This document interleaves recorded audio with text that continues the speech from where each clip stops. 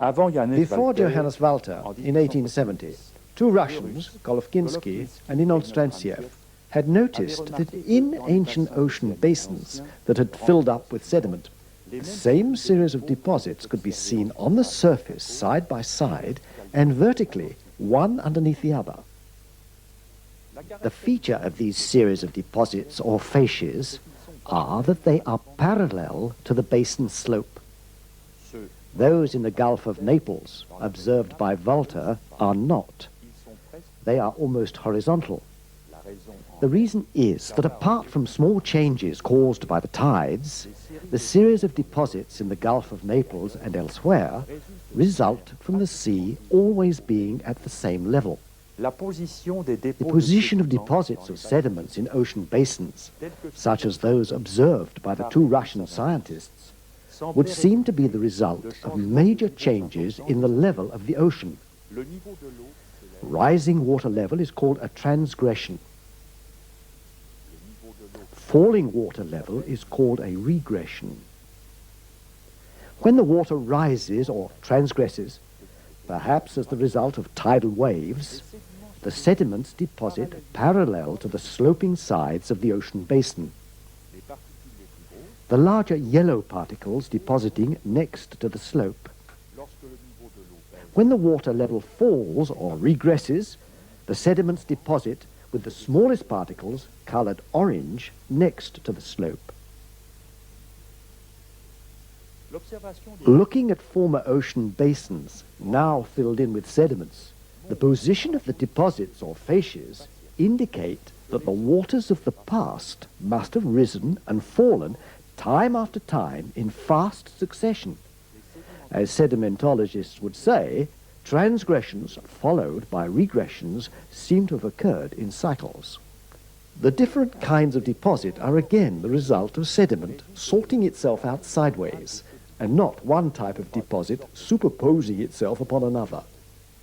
It would appear, therefore, that the origin of sedimentary basins is the result of cycles of fast, rising and falling water levels, or more technically, transgressions and regressions. The position of the deposits is not, therefore, the result of the principles of superposition and continuity, but the application of the law of Johannes Walter. These cycles of rising and falling water levels couldn't have taken place all around the world at the same time. Perhaps they were like large-scale ocean tides, so that where the water level was rising and depositing massive sediments in one place, at the same time sediments were being deposited elsewhere, where the water level was dropping.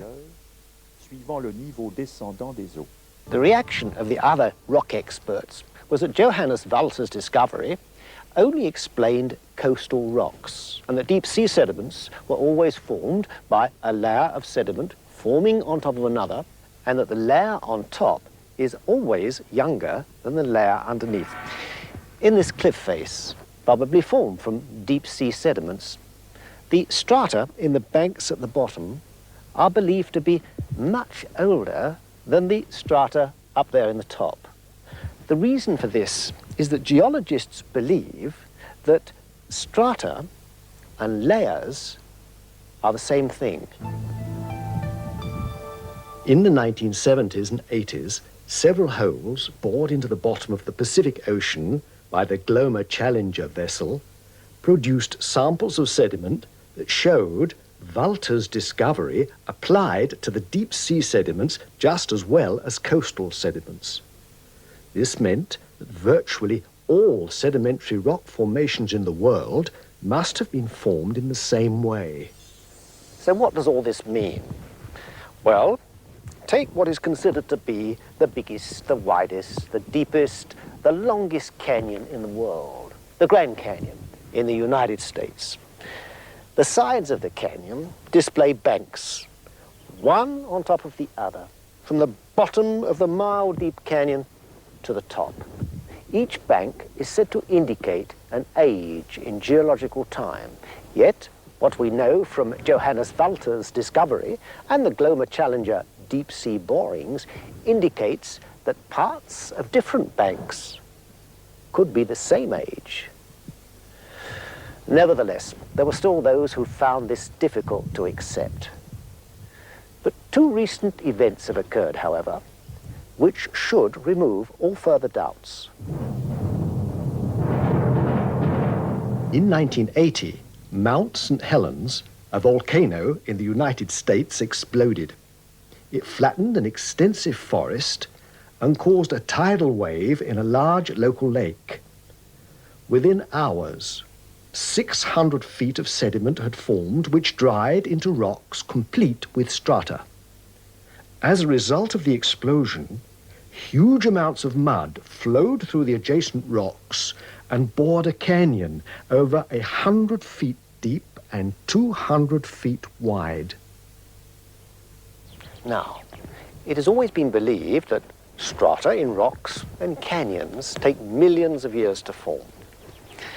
But both these geological formations were formed within several hours. The other event took place in a laboratory. French sedimentologist Guy Berthaud discovered two immensely important facts. The first was that sand, flowing continuously, whether in a vacuum, in the air, or in the water, sorts itself out into alternating deposits of large and small particles that look like layers but are not layers. The second vital fact emerged during the program of experiments he was directing with the State University of Colorado. Looking through the transparent sides of a large tank or flume, he studied the particles of sediment in the moving water. He observed that when the speed of the current was reduced, only the large particles of sediment were deposited. When the current was increased, microstrata started to form. So the grading of particles in strata was not just the result of layers of sediment piling up on top of each other, as had always been thought. The grading could simply be due to variations in the speed of the current when the particles were deposited. A further startling discovery was that joints or breaks between strata are the result of desiccation or drying out of sediment. It used to be thought that these joints were caused by an interruption in the supply of sediment. It was thought that the surface of the last deposited strata had hardened and that many years later new sediments started to fall and a new strata formed on top of the old one. This theory now has to be abandoned because of two new discoveries. The first was that the underwater borings of Glomar Challenger showed that surface sediments under the sea never harden. In fact, hardening of sediments only starts 300 meters below the seabed. The only known exception is chert sediments, which even so only start hardening 100 meters below the sea bottom. The second discovery was in the laboratory. It was found that when the sea level drops and the damp sediments are exposed to the air, breaks occur between some of the strata as part of the drying out process. So these joints or breaks have nothing to do with time. These experiments, performed by a team of experts over many months under the most rigorous laboratory conditions, have been filmed and are available for all to see. They confirm the most important fact ever discovered in the history of sedimentology. Strata provide no indication of age. Guy Berthaud has shown that the strata you see in these banks are caused by changes in water currents.